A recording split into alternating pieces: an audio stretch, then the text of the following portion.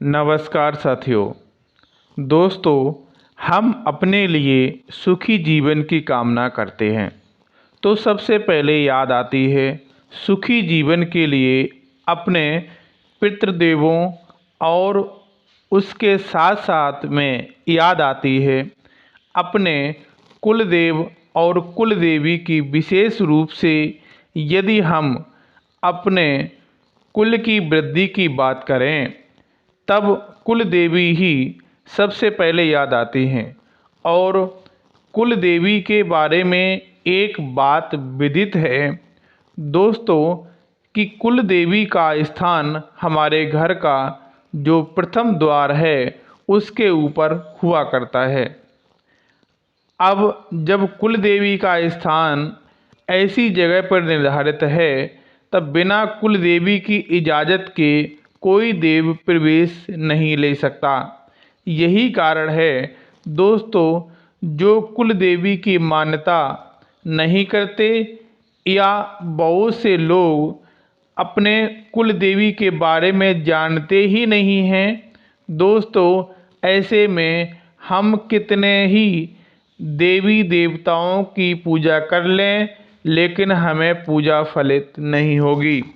क्योंकि जब तक अपने ही नहीं तब तक दूसरे भी सबसे पहले अपनों को मनाया करते हैं, उसके बाद दूसरों को बुलाया जाता है। सबसे पहले अपने को खुश करना पड़ता है, उसके बाद दूसरे को हम खुश कर सकते हैं। जब अपने ही रूठे रहते हैं तो हम दूसरों को कैसे मना सकते हैं। यह एक व्यवहारिक नियम है। अब बहुत लोग कह देते हैं कि जी हाँ, हम हर देवी देवता की पूजा करते हैं, इतने इतने मिनट इतने देवी देवता की पूजा करते हैं और यह मंत्र करते हैं, यह चालीसा करते हैं, परंतु फल नहीं आता है।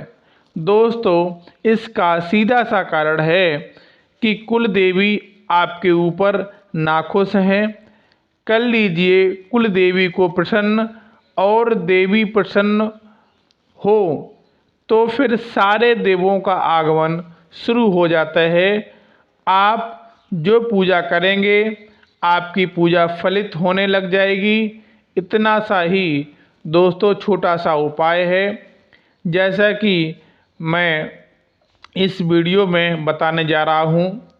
मैंने बताया है कि सुबह उठते तो एक बार बस यह मंत्र आपको बोल लेना है, आपका काम पूरा हो जाएगा। पर रोजाना डेली सुबह उठते ही यह मंत्र आपको बोलना है आपका। और यह मंत्र किस जगह बोलना है, कैसे बोलना है, बस यह बात आप ध्यानपूर्वक सुनिएगा और आपका काम बनना शुरू होगा। कुल देवी आपसे सदा सदा के लिए प्रसन्न रहेंगी। दोस्तों, कुल देवी का अपने मुख्य द्वार के ऊपर वास होता है। अब चाहे कोई व्यक्ति अपनी कुल देवी को जाने तो भी कोई बात नहीं है, और नहीं जानते हैं फिर भी कोई बात नहीं है। तो दोस्तों, यह जो प्रयोग मैं बता रहा हूँ ये सिर्फ आपने एक स्मरण करने के लिए है कि आप कुल देवी को इस रूप में स्मरण करेंगे तो कुल देवी आपके घर में सदा कृपा बरसाएंगी और आप सदा प्रसन्न रहेंगे। इतना छोटा सा उपाय है, बस एक छोटा सा मंत्र है।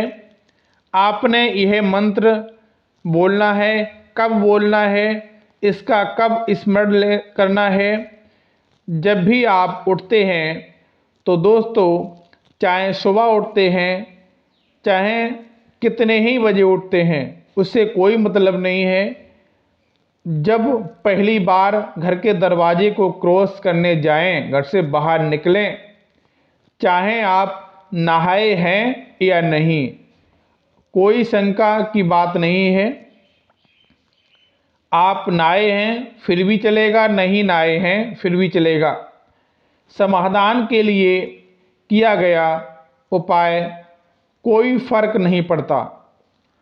जब पहली बार दरवाज़ा क्रॉस करें, बाहर जाते हैं, बस आपने यह काम करना है कि क्रॉस करने के बाद में एक बार अपने घर में मेन गेट में वापस आना है।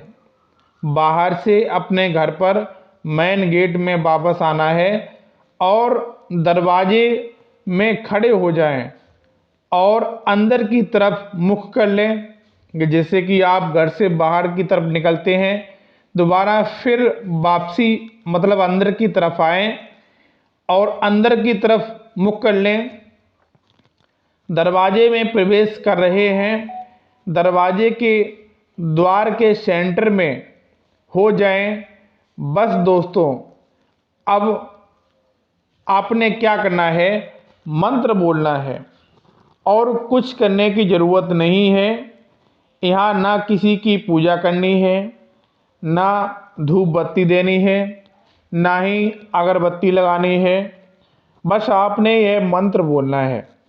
मंत्र है, प्रथम नमामि कुलदेव रक्ष रक्ष मम परिवार शिरसा नमामि पुनः पुनः कार्यसु सफलम भवे बस।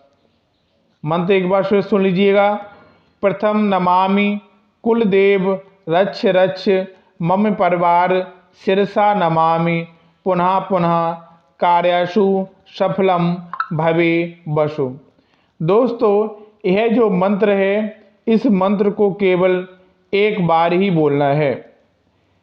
एक बार बोलना है कि प्रथम मैं कुल देवी को नमस्कार करता हूँ, मेरे परिवार की रक्षा करें।